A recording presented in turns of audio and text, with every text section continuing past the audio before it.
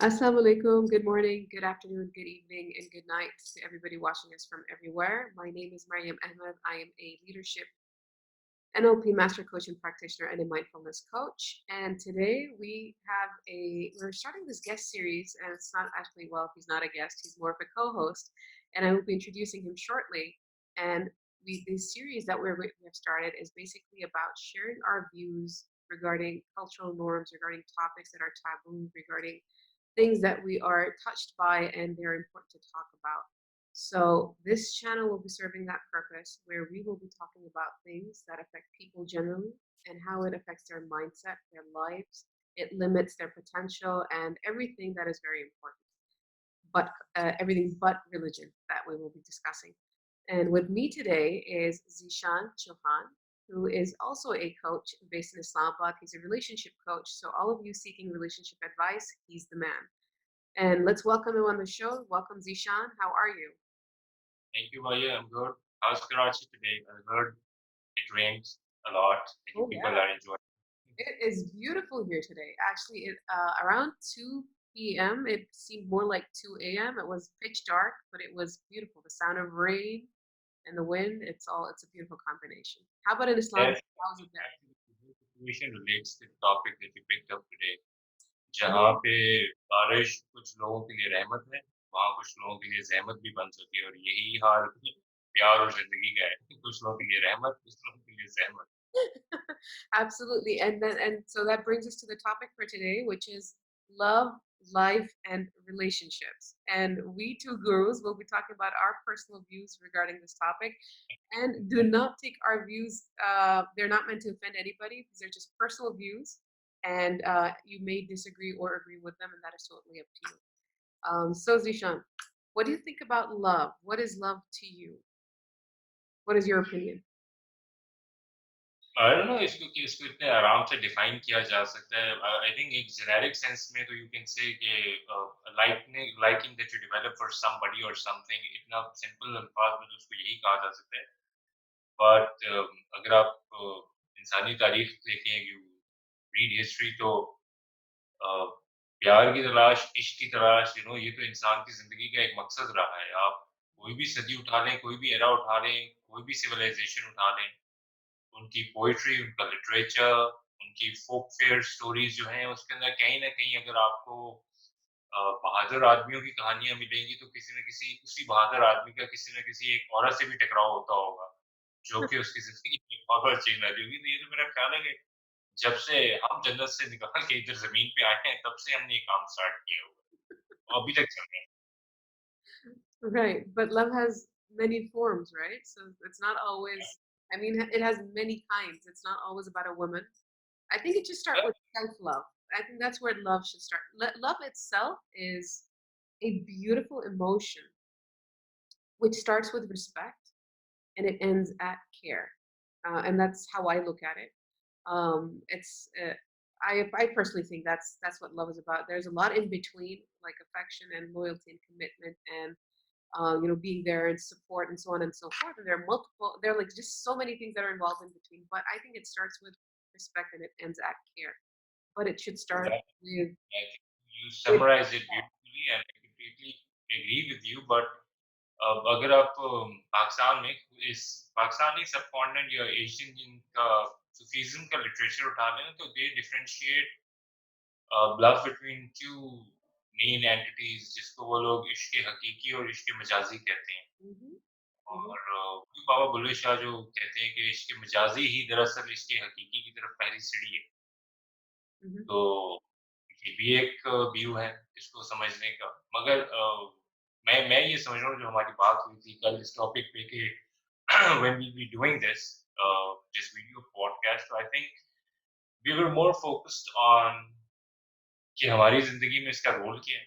Mhm. Love and the imbalance between love and life, how can it destroy your existence, your peace of mind, it can make you vulnerable to a lot of negative thoughts and emotions inside your head and body.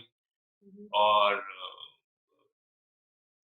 then again और दूसरा जो एक निहायत important aspect है I think culturally जो हमने प्यार के स्टैंडर्ड्स बना लिए ना, या उसको अब क्या कहें, प्री-रिक्विज़िट्स कह लें।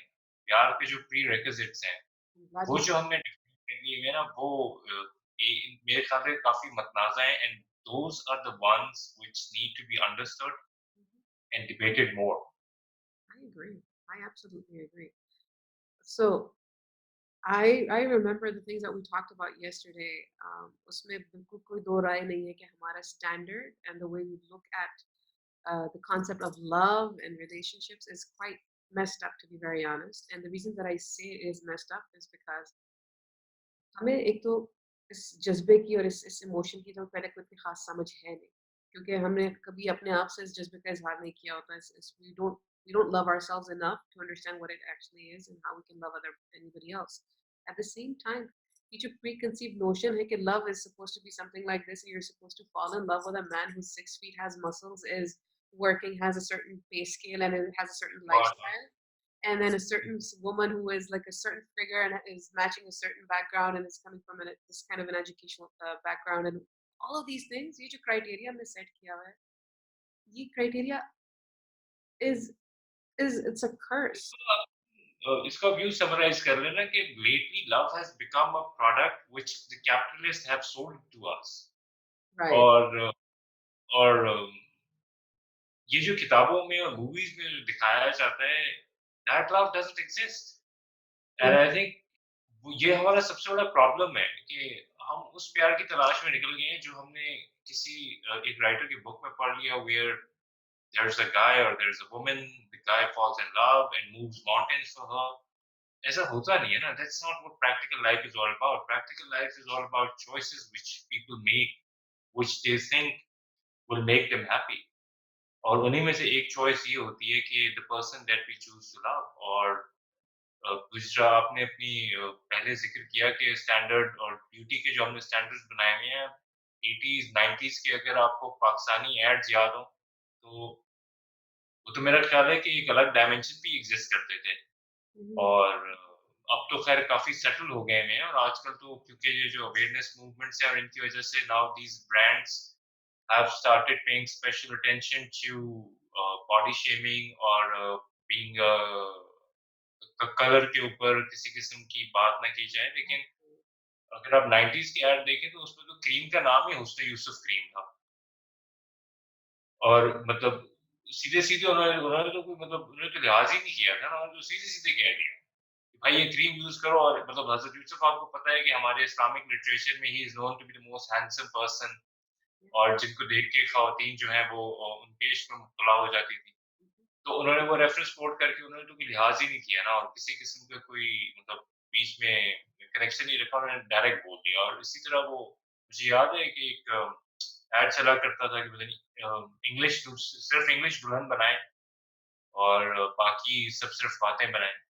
और उसमें दिखाते थे उस ऐड में कि there is this girl, she has freckles on her face and she is not very fair, and she uses the cream and she becomes very fair and turns into a fairy all of a sudden, Mhm. and then immediately gets married.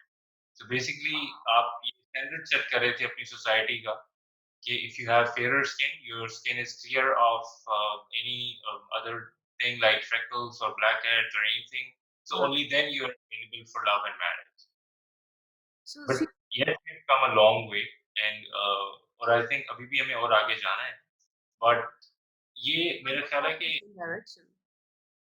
देखिए, मैं ये सोच रहा हूँ I think we joke in our personal conversations, we both joke about it that we have done that, we have through we are through it, but at the age that we both have reached now, so for us it means a different thing, but ये जो भी younger generation which is growing up, and you see them mimicking. If you ever had an experience of watching TikTok videos, I have I yeah, if I'm you not so see, very happy about it, but I have. yeah, if you see some guys, though they portray the scene as if somebody has left them and they are crying tears of blood, Mhm. or they're absolutely devastated, and there is a music which is playing in the background, and they're just pulling these acts, or Sarah. So fine, I agree that maybe this is their creative side, maybe this is how they are showcasing their talent, but इसमें से एक वो भी बात तो देखिए ना, सामने पता चलती है कि they connect with this emotion, they connect with betrayal and the loss of a loved one, right? Right. What do you think, Coach? Well, there are a couple of things that I want to respond to. So this whole idea, and I will get to this point as well, but I think I want to address first the notion of this: if you're white, if you're fair, if you're slim, if you're this, if you're that, then you are beautiful, and everything else that falls out of these brackets of this definition of beautiful, and it makes you. This is not my opinion. They term you as ugly or not beautiful, whereas I think that is the worst thing that you can do for people.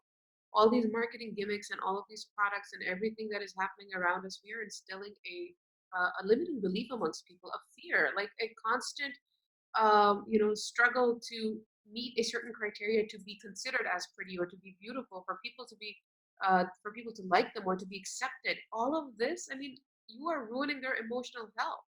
It is. It really doesn't matter what color of skin you have. What matters is what kind of a person you are on the inside, and we have stopped focusing on that. There are a lot of ads even now. There are a lot of ads about Fair and Lovely. I am not shaming any brand, any products, but I am shaming the concept that they have of marketing their products. You do not have to be white or fair or extremely soft, smooth skin with no freckles or no pimples or no nothing to be considered as successful or as pretty or as beautiful or to be an air hostess or to be a pilot or to be anybody, because they show these careers that, oh, she got Let me be the selected great because she got advocate for a first minute here. And let me allow me to interrupt you and let me be the devil's advocate here for a minute. uh-huh, So I had a conversation with somebody who works for the marketing department of these fairness creams. Let's not name the brand. uh-huh, So when I spoke with him and I asked him that why do you do this and how do you see you doing this? Of course, his first reason was that this is my job, which is yeah, completely understood, pays my bills. hmm, The second thing which he said was very interesting and which needs to be further investigated is that he said that we are helping people look the better version of themselves. wow, So now counter this. wow. So it is not about you being fairer or you having a clear skin. It is about being the better version of you, which we all strive for, to be the better version of ourselves. And that has to do everything with the color of my skin, not with the success that I have achieved in life or Again, accomplishing the now goal that I set for myself. I'm playing on the other side of the fence for a moment here. So I'm playing on the other side of the fence for just, for the sake of discussion and argument. Mhm. So again, the reason you go to a school or a college or a university is because you want to work on your intellect, you want to learn new skills, equip yourself with better knowledge and information, and become the better version of yourself, right? Exactly. Yes. Why do you go to the school if you can do it outside? Apply the same theory on using a fairness cream. You use I don't that really cream to want to better comment equip on your that. skin. I don't What? really want to comment on that, Zeeshan. You know what? I work with a lot of, so as a coach, I work with a lot of people. And when they're girls, they're young girls and they're young men who come to me and they're like, and they tell me about, they have this desire to be accepted. They tried their best and they feel that they're not good enough. This this belief that you're not good enough is enough to ruin your life. And if you have instilled that into your kid or your friend or your sibling or anybody know this for a fact that they will struggle till the end of their life to meet that criteria, that where they can be liked or they can be accepted. Now, how painful is that? Imagine if you had to go through that. Every day you had to do something different, even if you don't agree with it, even if you don't want it, but you have to do it because you want it to get accepted. You want people to be your friend. You want somebody to love you. You want somebody to accept you for how you look. That is such a painful, painful thing. That sounds horrible. And people suffer and they get into depression and they suffer from anxiety and they get a lot of other emotional health issues that they suffer from. And it's not funny. It is not nice. It is such a painful process to watch them go through this. And we don't Like, do this. but, We're but, doing but this. tell me, why do you think this notion or this urge or this requirement of being accepted by the society at large is continuously increasing in our youth? Who do they want to be accepted by, and for what? That's a very good question. So now, there are a lot of things that people strive for in life to meet a certain criteria, whether it is for their girlfriend to like them, whether it is for their boyfriend to like them, whether it is for their parents to be happy about their achievement in grades, education, anything, or whether it is for their friends. There are certain cool friends in school that you want to hang out with, and the only way that you can hang out with them is when you are like them. Now, it could be completely against your personality type and your belief system, but that is okay because you just want to hang out with them. You want to be called cool. Now, they could be dressed up in a certain way. They could have makeup in a certain way. They could have a skin tone in a certain way. And you want to be like them because you want to be cool and you want to be liked, right?